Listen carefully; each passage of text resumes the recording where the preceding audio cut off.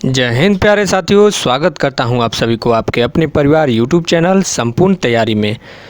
दोस्तों, हम लोग आज बात करने वाले हैं इंग्लिश के टॉपिक नाउन के बारे में, जो कि काफ़ी इम्पोर्टेंट है। नाउन से काफ़ी क्वेश्चंस एग्ज़ाम में देखने को मिलते हैं।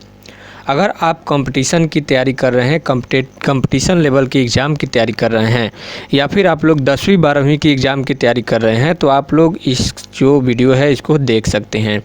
सभी एग्ज़ाम्स की तैयारी करने वाले जो स्टूडेंट हैं इसको देख सकते हैं, और जिसको इंग्लिश सीखना है एक बार वो वीडियो ज़रूर देखें, क्योंकि इसमें हम लोग बिल्कुल ही जीरो लेवल से हाई लेवल की ओर जाएंगे। बिल्कुल हम लोग ये मान कर ये चलूँगा बिल्कुल कि आप लोगों को कुछ नहीं आता है, यानी कि इंग्लिश में आप लोगों को कुछ नहीं आता है, और उससे हम लोग सीखेंगे। कैसे सीखने का जो तरीका है हम लोग आज जानने वाले हैं, और इसमें काफ़ी इम्पोर्टेंट जो क्वेश्चंस है उसके बारे में हम लोग चर्चा करने वाले हैं। आगे बढ़ने से पहले दोस्तों, आप लोगों से एक बात बता दूं कि अगर आप हमारे चैनल पर नए हैं तो चैनल को सब्सक्राइब ज़रूर कीजिए, और बगल में एक बेल आइकन होगा उसको ज़रूर दबाइएगा, ताकि जो भी नए वीडियो हमारे चैनल पे अपलोड किए जाएंगे उसका नोटिफिकेशन आप पे सबसे पहले पहुंच पाएगा। और आप लोग क्या कीजिए कि अपने दोस्तों में शेयर कीजिए। कम से कम एक स्टूडेंट जो है 10 लोगों को शेयर कर दीजिए। वीडियो कैसा लगा ये लास्ट में हमें कमेंट बॉक्स में कमेंट करके आप लोग ज़रूर बताइए। आप लोग फीडबैक देंगे तो हमें भी अच्छा लगेगा, और हमें भी ये लगेगा कि वीडियो आप लोगों को पसंद आ रहा है कि नहीं आ रहा है। चलिए, आज हम लोग बात करने वाले हैं नाउन के बारे में। आज हमारा जो टॉपिक है नाउन के ऊपर रहेगा। नाउन के ऊपर जो टॉपिक है, सारी चीज़ें ऐसी नाउन के बारे में, जो भी चीज़ें जो नाउन के बारे में आती है, जो एग्ज़ाम के पॉइंट ऑफ व्यू से इम्पोर्टेंट है, या फिर अगर आप लोग को कुछ एक्स्ट्रा नॉलेज की भी ज़रूरत है तो वो इस वीडियो में कवर हो जाएंगे।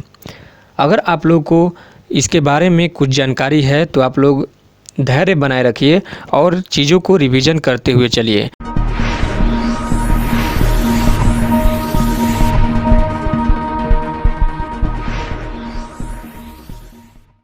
और जो भी चीज़ें इसमें नए मिल रही हैं, जो भी टॉपिक इसमें, जो भी मैं चीज़ करा रहा हूँ, जो भी पॉइंट बोल रहा हूँ, वो लग रहा है कि आप लोगों को अगर ये नया है तो आप लोग उसको नोट करके अपने कॉपी पे सुरक्षित कर लीजिए। नाउन पढ़ने से पहले हम लोग सबसे पहले बात करते हैं सब्जेक्ट और वर्ब के बारे में। सब्जेक्ट और वर्ब के बारे में सबसे पहले हम लोग बात करेंगे कि सब्जेक्ट क्या होता है और वर्ब क्या होता है। उसके बारे में हम लोग ऑब्जेक्ट के बारे में चर्चा करेंगे, ऑब्जेक्ट के बारे में कि ऑब्जेक्ट क्या होता है। ठीक है, तो दोस्तों सबसे पहले आ जाते हैं सब्जेक्ट के बारे में और वर्ब के बारे में। तो सब्जेक्ट और वर्ब एक दूसरे से रिलेटेड हैं। और कैसे रिलेटेड है सब्जेक्ट और वर्ब एक दूसरे से? इसका वर्ब का मतलब होता है क्रिया, और सब्जेक्ट का मतलब होता है विषय। तो यहाँ पे देखिए, सबसे पहला पॉइंट ये आ जाता है सिंगुलर सब्जेक्ट के साथ। सिंगुलर सब्जेक्ट के साथ में हमेशा सिंगुलर वर्ब का प्रयोग होता है। ध्यान रखिएगा, सिंगुलर सब्जेक्ट हमेशा अपने साथ क्या लेता है? सिंगुलर सब्जेक्ट हमेशा सिंगुलर वर्ब ही अपने साथ लेता है। और प्लूरल सब्जेक्ट हमेशा अपने साथ प्लूरल वर्ब लेता है। सिंगुलर सब्जेक्ट हमेशा अपने साथ सिंगुलर वर्ब लेता है, और प्लूरल सब्जेक्ट हमेशा अपने साथ में प्लूरल वर्ब लेता है। यानी कि सिंगुलर सब्जेक्ट के साथ हम लोग को सिंगुलर वर्ब का प्रयोग करना है, और प्लूरल सब्जेक्ट के साथ में प्लूरल वर्ब का प्रयोग करना है। अब सब्जेक्ट दोस्तों, सब्जेक्ट में दो चीज़ें आ जाती हैं। सब्जेक्ट हम लोग बोल सकते हैं नाउन, कोई भी नाउन हो जिसे हम लोग सब्जेक्ट बोल सकते हैं, या फिर जो कोई भी प्रोनाउन हो उसे हम लोग सब्जेक्ट के रूप में दे सकते हैं, सब्जेक्ट जान सकते हैं। जैसे कि अगर आप लोग को बात करूं, राम क्रिकेट खेल रहा है, राम इज़ प्लेइंग क्रिकेट, तो उसमें सब्जेक्ट की अगर बात करें तो सब्जेक्ट क्या है? उसमें सब्जेक्ट राम हो जाएगा। यानी कि यहाँ पे सब्जेक्ट जो है राम नाउन है, और नाउन की तरह सब्जेक्ट जो है कार्य कर रहा है। उसके बाद में अगर वर्ब की बात किया जाए, वर्ब के बारे में हम लोग डिस्कस करें तो वर्ब को दो तरह से, यहाँ पे वर्ब के दो रूप होते हैं। एक तो सिंगुलर वर्ब होता है और दूसरा क्या होता है, दूसरा प्लूरल वर्ब होता है। दोस्तों आप लोगों को आशा करता हूँ कि चीज़ें क्लियर हो रही होंगी और आप लोगों को समझ में आ रहा होगा। जो भी चीज़ें मैं बता रहा हूँ आप लोग नोट करते चलिएगा, सिंगुलर वर्ब और प्लूरल वर्ब के बारे में। और वर्ब कितने तरह के हो जाते हैं, वर्ब जो होते हैं दो टाइप के होते हैं, जिसे एक हम लोग क्या बोलते हैं, एक को हेल्पिंग वर्ब बोला जाता है, एक को हेल्पिंग वर्ब बोला जाता है और दूसरा की अगर बात किया जाए तो दूसरे को दोस्तों मेन वर्ब बोला जाता है। दूसरे को क्या बोला जाता है, दूसरे को मेन वर्ब के रूप में यहाँ पे लिखा जाता है, मेन वर्ब। कॉपी और पेन लेके बैठ जाइएगा और ये सारी चीज़ें जो मैं बता रहा हूँ आप लोग उसे नोट करते चलिएगा। वीडियो को अंत तक देखिएगा क्योंकि अंत में हम लोग एक वर्ड ऑफ द डे आज का करने वाले हैं।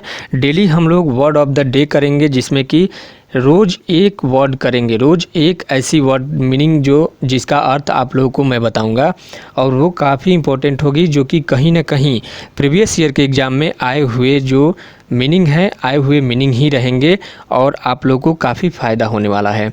उसके बाद में लास्ट में हम लोग दूसरे नंबर पे स्ट्रक्चर के बारे में डिस्कस करेंगे। स्ट्रक्चर क्या होता है उसके बारे में डिस्कस करने वाले हैं और स्ट्रक्चर में क्या क्या चीज़ें आती हैं स्ट्रक्चर, और डेली हम लोग एक स्ट्रक्चर के बारे में चर्चा करते हुए चलेंगे। यहाँ पे देखते हैं मेन वर्ब में क्या आता है और हेल्पिंग वर्ब में क्या आता है। तो मेन वर्ब दो तरह के ऐसे दो ट्री बना लीजिएगा और मेन वर्ब में दो तरह के, जैसे यहाँ पे होता है सिंगुलर और यहाँ पे क्या होता है प्लूरल। एक होता है सिंगुलर और एक होता है प्लूरल। तो मेन वर्ब की अगर बात किया जाए तो सिंगुलर में इज, वाज, डज, हैज, ये सारी चीज़ें जो हैं ये मेन हेल्पिंग वर्ब के रूप में सिंगुलर के रूप में प्रयोग किए जाती हैं।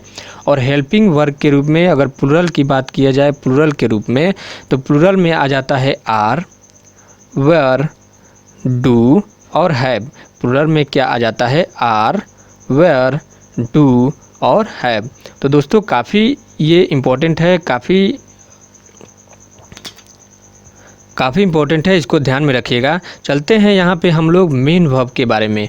मेन वर्ब के बारे में जो चीज़ें आती है, तो मेन वर्ब में जो पहला पॉइंट है, पहला पॉइंट ये है सिंगुलर। मेन वर्ब में क्या है, इसमें भी होता है सिंगुलर होता है और प्लूरल होता है।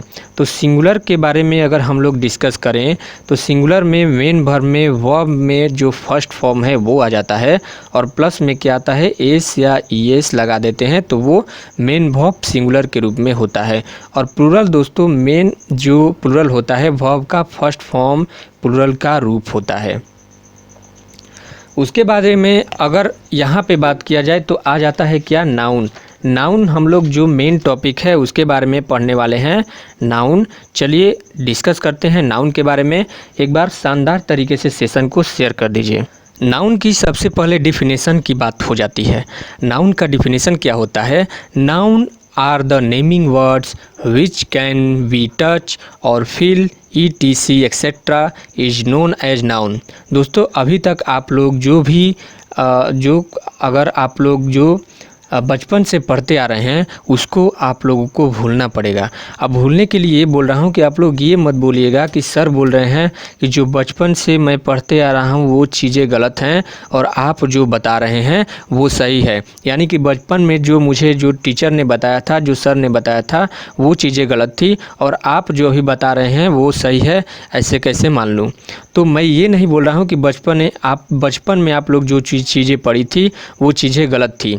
गलत नहीं थी दोस्तों, वो भी डिफिनेशन सही थी और आज भी जो मैं डिफिनेशन बता रहा हूँ ये भी डिफिनेशन अपने हिसाब से सही है, क्योंकि वक्त के साथ सब कुछ बदलना चाहिए। वक्त के साथ तो इसमें कुछ चेंजेस तो लाना ही चाहिए। ये जो डिफिनेशन हम लोग पढ़ रहे थे कि noun is the name of person, place और थिंग, ये सब जो चीज़ें हैं ये सब चीज़ें फर्स्ट बचपन से हम लोग जो बचपन वाले जो क्लास होते हैं उसमें पढ़ा जाता है। लेकिन चीज़ें एडवांस हो रही है तो एडवांस तरीके से हम लोग इसमें पढ़ेंगे। जो हमारा डिफिनेशन रहेगा, noun are the naming words which can be touch, feel, ETC। Definition ये आ जाता है, nouns are naming words. Nouns are naming words which can we touch, feel, etc. which can we touch, feel, etc. Naming word which can we touch, feel, etc. touch, feel, etc. तो यहाँ पे दोस्तों ये जो definition है आप लोग ध्यान रखिएगा। नाउन किसी भी नेमिंग वर्ड्स को बोला जा सकता है जिसे हम लोग टच कर सकते हैं, फील कर सकते हैं। नाउन की परिभाषा यही हो जाती है। और बात करें नाउन के काइंड्स की, तो नाउन मुख्यतः दो तरह से इसको डिफ़ाइन किया गया है, दो तरह से इसको डिवाइड किया गया है। सबसे पहले नाउन जो आता है वो कहलाता है ट्रेडिशनल नाउन। क्या कहलाता है? Traditional noun. इसको आप लोग ध्यान में रखिएगा, ट्रेडिशनल नाउन। और दूसरे नंबर पे क्या आता है? Modern noun. दूसरे नंबर पे क्या आता है? मॉडर्न नाउन, यानी कि आधुनिक संज्ञा। नाउन को हिंदी में संज्ञा बोला जाता है, तो ये आप लोग ध्यान में रखिएगा। अब बात करते हैं ट्रेडिशनल नाउन की। तो आप लोग बोलोगे कि बचपन से हम लोग पढ़ते आ रहे हैं कि नाउन 5 तरह के होते हैं। कौन कौन होते हैं? Proper noun, common noun, material noun, abstract noun और एक हो जाता है प्रॉपर नाउन, कलेक्टिव नाउन।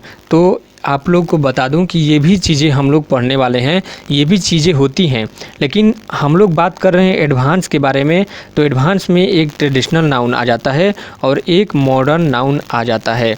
अब दोस्तों यहाँ पे देखते हैं ट्रेडिशनल नाउन में कौन कौन से नाउन होते हैं। तो ट्रेडिशनल नाउन में यहाँ पे हम लोगों को देखने को मिलता है प्रॉपर नाउन। ट्रेडिशनल नाउन में सबसे पहला नाउन जो आता है वो हो जाता है proper noun. Proper noun traditional noun में सबसे पहला नाउन आ जाता है। अगर हम लोग दूसरे नंबर पे बात करें तो दूसरा नाउन होता है कॉमन नाउन। दोस्तों इसको नोट करते चलिएगा, क्योंकि नोट करेंगे तो आप लोगों को बहुत फ़ायदा होगा। प्रॉपर नाउन को अगर हम लोग हिंदी में बोलें तो प्रॉपर नाउन को हिंदी में क्या बोला जाता है? व्यक्तिवाचक संज्ञा। इसको लिख लीजिएगा, नोट कर लीजिएगा, व्यक्तिवाचक संज्ञा प्रॉपर नाउन को बोला जाता है। कॉमन नाउन की बात करें तो कॉमन नाउन को जातिवाचक संज्ञा बोला जाता है। क्या बोला जाता है? जातिवाचक संज्ञा इसको बोला जाता है। थर्ड नंबर पे आता है कलेक्टिव नाउन। थर्ड नंबर पे क्या आता है? कलेक्टिव नाउन थर्ड नंबर पे आता है। कलेक्टिव नाउन इसको दोस्तों हिंदी में बोला जाता है समूहवाचक संज्ञा। कलेक्टिव नाउन को क्या बोलते हैं? समूहवाचक संज्ञा। दोस्तों ध्यान दीजिएगा, ये हम लोग अभी ट्रेडिशनल नाउन के बारे में बात कर रहे हैं, ट्रेडिशनल नाउन के बारे में बात हो रही है यहाँ पे, समूहवाचक संज्ञा। फोर्थ नंबर पे जो इसमें ट्रेडिशनल नाउन में आता है, फोर्थ नंबर पे हो जाता है मटेरियल नाउन। फोर्थ नंबर पे क्या आता है? मटेरियल नाउन फोर्थ नंबर पे आता है। दोस्तों अगर आप लोग को अच्छा लग रहा है वीडियो तो एक बार लाइक कर दीजिए, जल्दी से एक बार थम्स अप कर दीजिए। बढ़ते हैं आगे, मटेरियल नाउन के बारे में हम लोग चर्चा करें तो मटेरियल नाउन क्या होता है? मटेरियल नाउन को हिंदी में बोलते हैं द्रव्यवाचक संज्ञा। क्या बोलते हैं? द्रव्यवाचक संज्ञा। अब दोस्तों आप लोग बोलोगे कि सर ये आप कैसे बता रहे हैं? ये सब चीज़ें हम लोगों ने पढ़ रखी हैं। तो मैं आप लोगों को पहले ही बता दिया हूँ कि आप लोग ये सब चीज़ें पढ़ रखी हैं, मुझे पता है, लेकिन आप लोग रिवीजन करते चलिए, हो सकता है कुछ चीज़ें जो हैं आप लोगों को नया सीखने को इसमें मिल जाए। 5 नंबर पे आ जाता है, 5 नंबर पे आता है एब्स्ट्रैक्ट नाउन। क्या आता है? एब्स्ट्रैक्ट नाउन, जिसको हम लोग बोलते हैं, एब्स्ट्रैक्ट नाउन को जो हिंदी होता है उसको बोलते हैं भाववाचक संज्ञा। क्या बोलते हैं? भाववाचक संज्ञा।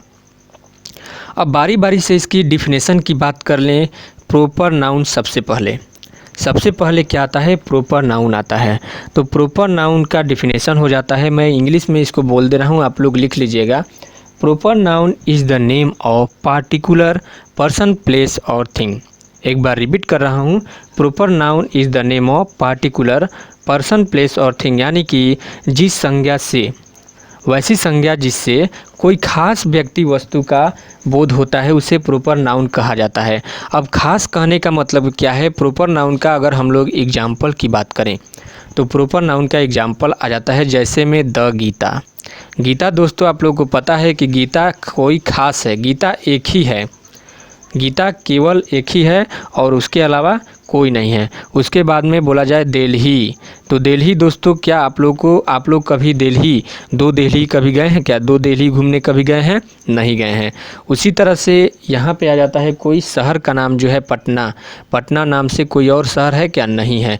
यानी कि कोई खास व्यक्ति, वस्तु या किसी स्थान के नाम का बोध होता है प्रॉपर नाउन में। दूसरा हम लोग देखते हैं सेकंड नंबर कॉमन नाउन के बारे में। सेकंड नंबर क्या आ जाता है? कॉमन नाउन के बारे में डिस्कस करते हैं। कॉमन नाउन की डिफिनेशन की अगर बात करें तो common noun the name which is common to every person और thing of the some kinds is known as common noun. एक बार रिपीट कर रहा हूँ दोस्तों, the name which is common to every person और thing of the some kinds is known as common noun. यानी कि इसकी अगर हम लोग हिंदी की बात करें तो हिंदी में इसको बोला जाता है जिस संज्ञा से किसी वर्ग या एक जाति के सभी व्यक्ति या वस्तु का बोध होता है। यानी कि इसकी हम लोग एग्जाम्पल से इसको समझते हैं। एग्जाम्पल से इसको काफ़ी क्लियर हो जाएगा। एग्जाम्पल से जैसे मैंने आप लोगों से बोल दिया बॉय, तो बॉय में दोस्तों क्या होता है? लड़का होता है। चाहे वो लड़का गोरा हो काला हो, उससे कोई फ़र्क नहीं पड़ता, लड़का तो लड़का ही है, यानी कि कॉमन है। उसके बाद में मैं बोल दिया आप लोगों से डॉग, क्या बोल दिया? डॉग। कुत्ता कोई भी हो, कुत्ता कैसा भी हो, कुत्ता तो कुत्ता ही है, तो डॉग का मतलब ये हो जाएगा कॉमन नाउन। उसके बाद में अगर हम लोग बात करें काऊ यानी कि गाय के बारे में, तो गाय क्या हो जाएगी? गाय एक कॉमन नाउन हो जाएगी। गाय कैसी भी हो, गोरी हो, काली हो, उजली हो, उससे कोई फ़र्क नहीं पड़ता है, गाय तो गाय ही हैं। चलिए बढ़ते हैं अपने अगले नेक्स्ट जो है थर्ड नंबर जो आता है कॉमन नाउन के बाद में थर्ड क्या आता है? कलेक्टिव नाउन की बात कर रहे हैं। क्या करेंगे? कलेक्टिव नाउन के बारे में हम लोग चर्चा करेंगे। कलेक्टिव नाउन जिसका जो हिंदी होता है समूहवाचक, समूहवाचक संज्ञा इसको हिंदी में बोला जाता है। और कलेक्टिव नाउन की डिफिनेशन की बात करें तो कलेक्टिव नाउन का डिफिनेशन होता है a collective noun is the name of collective of the some kinds of person और थिंग। यानी कि हिंदी में जिस संज्ञा से किसी व्यक्ति समूह या वस्तु समूह का बोध हो। कलेक्टिव नाउन का नाम क्या होता है दोस्तों? समूहवाचक संज्ञा। तो इसका मतलब ये हुआ कि इसमें ज़रूर समूह का कोई बात हो रहा होगा। समूह का बात कैसे हो रहा होगा? एग्जाम्पल से इसको मैं समझाता हूँ, एग्जाम्पल से आप लोग समझिएगा। जैसे मैंने आप लोगों से बोल दिया ग्रुप, क्या बोल दिया? ग्रुप बोल दिया। तो ग्रुप में क्या हो जाएगा दोस्तों? ग्रुप एक होता है सदस्य, यानी कि ग्रुप एक समूह होता है, पूरा एक समूह जिसमें औरतें भी होती है, लड़के भी होते हैं, लड़कियां भी होती है, यानी ग्रुप पूरा एक समूह होता है। सेकंड नंबर की एग्जाम्पल की बात किया जाए तो टीम, टीम में पूरा एक टीम का जो सारा समूह होता है वो समूह होता है। थर्ड नंबर जो एग्जाम्पल है मार्केट, हम लोग थर्ड नंबर एग्जाम्पल ले लेते हैं मार्केट, जो कि आप लोगों को पता है मार्केट में कितना सारा भीड़ रहता है और यह समूह में मार्केट लगाया जाता है, तो समूहवाचक ये संज्ञा हो गया। फोर्थ नंबर आ जाता है। फोर्थ नंबर की बात मटेरियल नाउन की बात करें, मटेरियल नाउन के बारे में चर्चा करें। मटेरियल नाउन का हिंदी होता है द्रव्यवाचक संज्ञा, और हिंदी से ही पता चल रहा है कि इसका जो डिफिनेशन होगा वो क्या हो सकता है। तो डिफिनेशन इसका होगा a material noun is the name of thing which can be measured और weighted but can't be counted. Material noun ऐसे नाउन को बोला जाता है जिसे हम लोग मेजर कर सकते हैं, यानी कि उसको हम लोग माप सकते हैं। क्या कर सकते हैं? उसको माप सकते हैं, उसका हम लोग वेट किया जा सकता है, उसको तौला जा सकता है, पर उसे गिना नहीं जा सकता है। क्या नहीं किया जा सकता है? उसे गिना नहीं जा सकता है। इसको हम लोग एग्जाम्पल से समझते हैं। मटेरियल नाउन का एग्जाम्पल है। दोस्तों आप लोगों को समझ में आ रहा होगा, मैं आशा करता हूँ, क्योंकि अगर आप लोगों को समझ में आ रहा है तो कमेंट बॉक्स में आप लोग कमेंट करके मुझे ज़रूर बताइएगा। नीचे वीडियो जब लास्ट हो जाएगा या फिर वीडियो जब प्रीमियर होगा, लाइव चलेगा, तो उसमें आप लोग कमेंट करके मुझे ज़रूर बताइएगा लाइव चैट में कि आप लोग को चीज़ें जो है समझ में आ रही है कि नहीं आ रही है, और इसमें अगर कुछ इम्प्रूवमेंट आप लोग को चाहिए तो वो भी बता दीजिएगा। मैं अपनी तरफ से पूरी कोशिश करूँगा कि आप लोग को जो चीज़ें हैं समझ में आ सके। एग्जाम्पल से हम लोग इसको लेते हैं। एग्जाम्पल की बात करें तो एग्जाम्पल इसका होता है राइस। अब राइस दोस्तों हम लोग ना ही इसे गिन सकते हैं, इसे हम लोग गिन सकते हैं क्या? इसे हम लोग गिन नहीं सकते हैं। इसे हम लोग तौल सकते क्या? इसे बिल्कुल तौल सकते हैं। इसे हम लोग तौल सकते हैं पर गिन नहीं सकते हैं। तो ये क्या होगा? मटेरियल नाउन हो गया। उसके बाद में हम लोग बात करें मिल्क के बारे में। मिल्क के बारे में यानी कि दूध के बारे में। तो दूध को मापा जा सकता है, दूध को तौला जा सकता है, पर आप लोग बताइए दूध को गिना जा सकता है क्या? बिल्कुल नहीं, दूध को गिना नहीं जा सकता है। उसी तरह से जो तीसरा एग्जाम्पल है, तीसरा एग्जाम्पल कर्ड का ले लेते हैं। कर्ड मतलब होता है दही। दही को आप लोग बताइए, क्या दही को गिना जा सकता है? आप लोग बोलोगे बिल्कुल नहीं, दही को कभी भी गिना नहीं जा सकता है। फिर मैं अगला क्वेश्चन पूछूंगा आप लोगों से, दही को मापा जा सकता है क्या? हाँ, दही को आप लोग माप सकते हैं। 1 लीटर दही, 2 लीटर दही, 3 लीटर दही, 4 लीटर दही, दही को आप लोग माप सकते हैं, पर दही को आप लोग गिन नहीं सकते हैं, दही को आप लोग काउंट नहीं कर सकते हैं। उसके बाद में दोस्तों जो लास्ट नाउन का जो डिफिनेशन है 5 नंबर जो है अब्स्ट्रैक्ट नाउन आ जाता है। क्या आता है? अब्स्ट्रैक्ट नाउन 5 नंबर नाउन का डिफिनेशन है। और इसमें इसका जो हिंदी है भाववाचक संज्ञा, इसको हिंदी में बोला जाता है। और भाववाचक संज्ञा जैसे कि नाम से पता चल रहा है कि इसमें क्या हो सकता है। तो अब्स्ट्रैक्ट नाउन की डिफिनेशन की बात करें तो जल्दी से नोट कर लीजिए अब्स्ट्रैक्ट नाउन का डिफिनेशन। उसके बाद में हम लोग इसके एग्जाम्पल पर चलते हैं। क्योंकि दोस्तों देखिए चीज़ें क्या है कि मेरे जो सिखाने का जो अलग ही एक मेथड होता है, मैं एक अलग तरीके से ही सिखाता हूं। मैं आप लोग को ये नहीं बोलूँगा कि आप लोग डिफिनेशन रट लीजिए। डिफिनेशन मैं आप लोग को बिल्कुल ही नहीं रटवाने वाला हूं, क्योंकि यहाँ पे आप लोग को पता है कि हमारा जो टैगलाइन है, टैगलाइन क्या है कि हम लोग चीज़ें रटते नहीं हैं, हम लोग चीज़ों को सीखते हैं। यानी कि यहाँ पे रटाई नहीं जाती है, यहाँ पे जो भी चीज़ें हैं वो सिखाई जाती है। अगर आप हमारे चैनल पर नए हैं तो चैनल को एक बार ज़रूर सब्सक्राइब कीजिएगा, आप लोगों से मेरा रिक्वेस्ट है। और चैनल को सब्सक्राइब करिएगा और दोस्तों को भी बुलाइए, सब्सक्राइब करवाइए उनसे भी। देखते हैं अपना जो एब्स्ट्रैक्ट नाउन है, एब्स्ट्रैक्ट नाउन के बारे में। एब्स्ट्रैक्ट नाउन का अगर आप लोग डिफिनेशन नोट करना चाहें तो डिफिनेशन नोट कर सकते हैं। डिफिनेशन ये है कि an abstract noun is the name of thing which is meant only for feeling, not for looking और टचिंग। यानी कि एब्स्ट्रैक्ट नाउन की बात कर रहा है, इसमें हम लोग उसे फील कर सकते हैं, यानी कि महसूस किया जा सकता है। सिर्फ महसूस किया जा सकता है, उसे टच नहीं किया जा सकता या फिर उसे देखा नहीं जा सकता है। हिंदी वाले बच्चे ध्यान देंगे, हिंदी वाले बच्चे अगर डिफिनेशन नोट करना चाहते हैं तो हिंदी वाले बच्चे डिफिनेशन नोट कर लेंगे। जिस संज्ञा से, क्या बोला? जिस संज्ञा से वैसी वस्तुओं के नाम का बोध हो। दोस्तों ये नहीं है कि मैं आप लोगों को चीज़ें रटा रहा हूँ, आप लोग इस गलतफहमी में कभी भी मत रहिएगा, क्योंकि मैं चीज़ों को रटाता नहीं हूँ। सिर्फ समझाने के लिए कि आप ये बोलोगे कि सर ने डिफिनेशन नहीं लिखवाया, फिर हम लोग लिखेंगे क्या, तो नोट्स बनाने के लिए ये चीज़ें मैं आप लोगों को लिखवा रहा हूँ। बाकी आप लोगों को जो समझना है वो तो समझा ही रहा हूँ।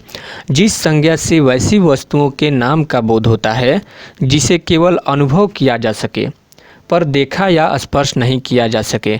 मतलब उसे देख सकते हैं, नहीं देख सकते, स्पर्श कर सकते हैं, स्पर्श भी नहीं कर सकते, लेकिन उसे हम लोग फील कर सकते हैं, यानी कि महसूस कर सकते हैं, महसूस किया जा सकता है।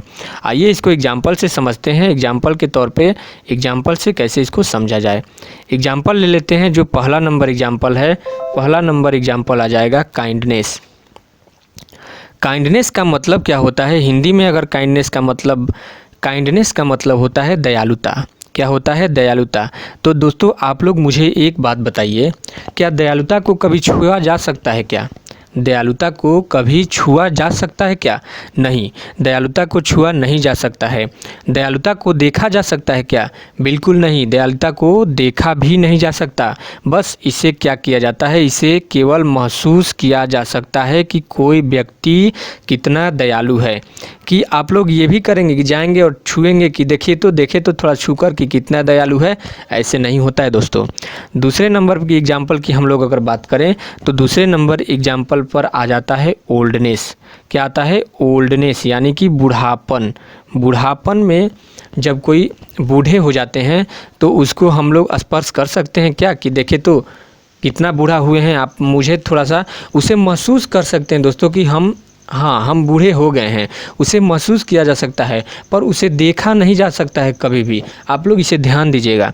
उसके बाद में अगले पर जो थर्ड नंबर अगर एग्जाम्पल की बात करें दोस्तों, एग्जाम्पल इसलिए मैं बता रहा हूँ आप लोग को कि एग्जाम्पल ही काफ़ी इम्पोर्टेंट होता है। चीज़ों को समझने के लिए, जो टॉपिक है उसको समझने के लिए एग्जाम्पल काफ़ी महत्वपूर्ण भूमिका निभाता है। तो यहाँ पे अगर थर्ड नंबर हम लोग एग्जाम्पल की बात करें तो थर्ड नंबर एग्जाम्पल आता है ऑनेस्टी। क्या आता है? ऑनेस्टी, यानी कि ईमानदारी। अब इसको HO है तो इसको हॉ मत पढ़िएगा दोस्तों, ये ऑनेस्टी इसको बोला जाता है। हॉनेस्टी, कई बच्चे जो हैं इसको हॉनेस्टी इसका उच्चारण करते हैं, तो इसको हॉनेस्टी मत बोलिएगा, ऑनेस्टी इसको बोला जाता है। अब यहाँ पे बात करें ऑनेस्टी के बारे में तो इसका मतलब होता है ईमानदारी। क्या होता है? ईमानदारी। तो मैं आपसे बोलूँगा कि जाइए और देख के आइए कि मतलब कोई व्यक्ति हैं उनमें देख के आइए कि छू के आइए जाइए कि ईमानदारी है कि नहीं है।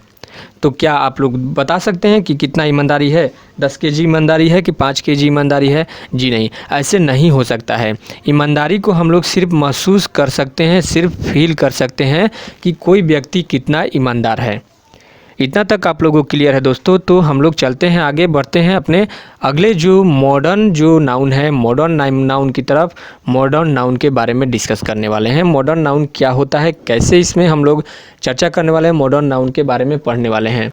मॉडर्न नाउन में दोस्तों 2 चीज़ें आती हैं।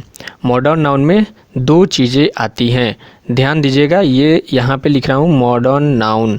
मॉडर्न नाउन में 2 चीज़ें आ जाती हैं। आप लोग जैसे जैसे मैं ट्री बना रहा हूँ वैसे वैसे आप लोग ट्री बनाते चलिएगा। मॉडर्न नाउन में पहला तो होता है काउंटेबल नाउन। पहला क्या होता है? Countable noun. और दूसरा क्या होता है? Uncountable noun. कि दूसरा क्या होता है? Uncountable noun. काउंटेबल नाउन का मतलब आप लोग को नाम से ही पता चल रहा है कि काउंटेबल, यानी कि जिसे हम लोग काउंट कर सकते हैं। और अनकाउंटेबल से पता चल रहा है कि जिसे हम लोग काउंट नहीं कर सकते, यानी कि जिसे काउंट नहीं किया जा सकता है। उसके बाद में मॉडर्न नाउन में एक आ जाता है प्रॉपर नाउन, जो कि ट्रेडिशनल नाउन में भी आया था और मॉडर्न नाउन में भी आया था। तो आप लोग बोलोगे कि क्या ये प्रॉपर नाउन जो ट्रेडिशनल नाउन में आया था उससे अलग है? तो नहीं, इससे अलग नहीं है, बिल्कुल यही है, बिल्कुल यही प्रॉपर नाउन है, जो कि मॉडर्न नाउन में इसे डिवाइड कर दिया गया है। अब दोस्तों यहाँ पे नेक्स्ट जो हमारा है, नेक्स्ट बात करते हैं हम लोग किसके बारे में? काउंटेबल नाउन के बारे में। काउंटेबल नाउन के बारे में बात किया जाए, काउंटेबल नाउन, चलिए देखते हैं काउंटेबल नाउन दोस्तों। या फिर इसको हम लोग रहने देते हैं, आज इसको इतना ही पर हम लोग इसको वीडियो को रोक देते हैं इतना ही पर, क्योंकि वीडियो ज़्यादा लंबा हो जाएगा तो आप लोग भी बोर हो जाइएगा। और मैं ये नहीं चाहता हूँ कि आप लोग पढ़ते पढ़ते बोर हो जाएं, क्योंकि मैं बीच बीच में आप लोग को मोटिवेट भी करते रहता हूँ और आप लोग को कभी बोर नहीं होने दूंगा, ये मेरा दावा है। तो काउंटेबल नाउन जो मॉडर्न नाउन का जो टाइप है, काउंटेबल नाउन और अनकाउंटेबल नाउन, इसको हम लोग कल डिस्कस करते हैं नाउन पार्ट 2 में। नाउन पार्ट 2 में इसको हम लोग कल डिस्कस करते हैं। और तब तक के लिए आज इतना ही हम लोग छोड़ देते हैं और इसका रिवीजन आप लोग कर लीजिएगा, क्योंकि मैं कल आप लोगों से इससे क्वेश्चन भी पूछूंगा, इससे क्वेश्चन भी करवाने वाला हूं कल। और क्वेश्चन कैसा रहेगा ये तो मैं कल ही आप लोगों को बताऊंगा। तो इसको हम लोग छोड़ देते हैं, आज इतना ही रहने देते हैं, नहीं तो वीडियो ज़्यादा लंबा हो जाएगा तो आप लोग देख नहीं पाएंगे। क्योंकि कितने बच्चे होते हैं कि वीडियो लंबा होने की वजह से वीडियो को ज़्यादातर नहीं देख पाते हैं, पूरा वीडियो नहीं देख पाते हैं। तो बस यहीं 25-26 मिनट का वीडियो रहेगा और आप लोग इसको अच्छे से देख लीजिएगा। वीडियो को 2-3 बार देख लीजिएगा तो आप लोगों का काफ़ी अच्छे से रिवीजन हो जाएगा। अब हम लोग बात करते हैं आज का वर्ड ऑफ द डे, जो कि वर्ड ऑफ द डे आज का, जो कि मैं आप लोगों को बोला था कि लास्ट तक बने रहिएगा हमारे साथ, हम लोग word of the day discuss करने वाले हैं। चलिए देखते हैं आज का जो वर्ड ऑफ द डे है, आज का वर्ड ऑफ द डे क्या है। तो आज का जो वर्ड ऑफ द डे है दोस्तों वो है फ्लैशी। क्या है? FLASHY, फ्लैशी, जिसका मतलब होता है, फ्लैशी का मतलब होता है बहुत बड़ा। यानी कि बहुत बड़ा किस चीज़ में? तो बहुत बड़ा, यानी कहने का मतलब ये है कि फ्लैशी का मतलब होता है महंगा। महंगा होता है, इसको अगर हम लोग बात करें तो अट्रैक्टिव इसको बोल सकते हैं। Attractive attention by being very big या ब्राइट इसको बोला जा सकता है। क्या बोला जा सकता है? इसको ब्राइट भी बोला जा सकता है, यानी कि ध्यान आकृष्ट करने वाला, अपनी तरफ ध्यान आकृष्ट करने वाला, जो महंगा हो, जो चमकदार हो। और महंगा होने के कारण ऐसी वस्तु होती है ना कि जो महंगा भी होती है, चमकदार, काफ़ी चमक होती है उसमें, और लोगों को या अपनी ओर ध्यान आकर्षित करने पर मजबूर कर देती है। तो वैसी ही है यहाँ पे, फ्लैशी नाम से जो है, फ्लैशी वैसी ही है। लास्ट में आ जाता है, लास्ट में जो स्ट्रक्चर होता है उसके बारे में मैं डिस्कस करने वाला हूँ। स्ट्रक्चर क्या होता है? तो स्ट्रक्चर में हम लोग एक जो मेन जो होता है ट्रांसलेट करना, कोई चीज़ों को सीखेंगे जो कि आप लोगों को कोई नहीं बताएगा। और स्ट्रक्चर ये है, स्ट्रक्चर की सबसे पहले तो हम लोग पहचान की बात कर लेते हैं कि इसको पहचाना कैसे जाए। तो पहचाना इसको जाता है ऐसे कि वाक्य के अगर क्रिया के अंत में अगर चाहिए था रहेगा, क्या रहेगा? अगर चाहिए था रहेगा, तो इसको आप लोग पहचान सकते हैं। एग्जाम्पल ले लेते हैं। एग्जाम्पल इसको कैसे हम लोग देखते हैं। एग्जाम्पल के तौर पे एग्जाम्पल है, आपको जाना चाहिए था। आपको जाना चाहिए था, इसका एग्जाम्पल है। या फिर दूसरा एग्जाम्पल है, उसे आना चाहिए था। तो इसका रूल की बात करें कि इसको कैसे बनाया जाए, इसको हम लोग कैसे ट्रांसलेट करें, तो इसको ट्रांसलेट करने के लिए सबसे पहले तो हम लोग सब्जेक्ट को लिख देंगे। सब्जेक्ट लिखने के बाद में यहाँ पे हम लोग लगाएंगे शुड हैव। क्या लगाएंगे? Should have. और वर्ब का जो तीसरा रूप है, वर्ब का तीसरा रूप, उसके बाद में ऑब्जेक्ट। देखते हैं यहाँ पे एग्जाम्पल। सबसे पहले हम लोगों ने क्या लिया था? आपको पढ़ना चाहिए था। तो इसको बनाने के लिए यू जो है सबसे पहले सब्जेक्ट लिख देते हैं। उसके बाद में क्या लगाएंगे? Should have. तो शुड हैव यहाँ पे सिंपल शुड हैव लगा देते हैं। Should have, you should have. और वर्ब का तीसरा रूप यानी कि रेड, रेड होता है वर्ब का तीसरा रूप, इसको हम लोग बोल सकते हैं। उसके बाद में दूसरा अगर एग्जाम्पल की बात करें, उसे लिखना चाहिए था। तो उसे लिखना चाहिए था तो ही शुड हैव, वर्ब का तीसरा रूप लगा देते हैं रिटेन। और इसमें ऑब्जेक्ट नहीं है तो ऑब्जेक्ट हम लोग नहीं कंसीडर करेंगे। दोस्तों मिलते हैं अपने अगले वीडियो में नाउन पार्ट 2 की तरफ, और तब तक के लिए आप सबका वीडियो देखने के लिए बहुत बहुत धन्यवाद। जय हिंद।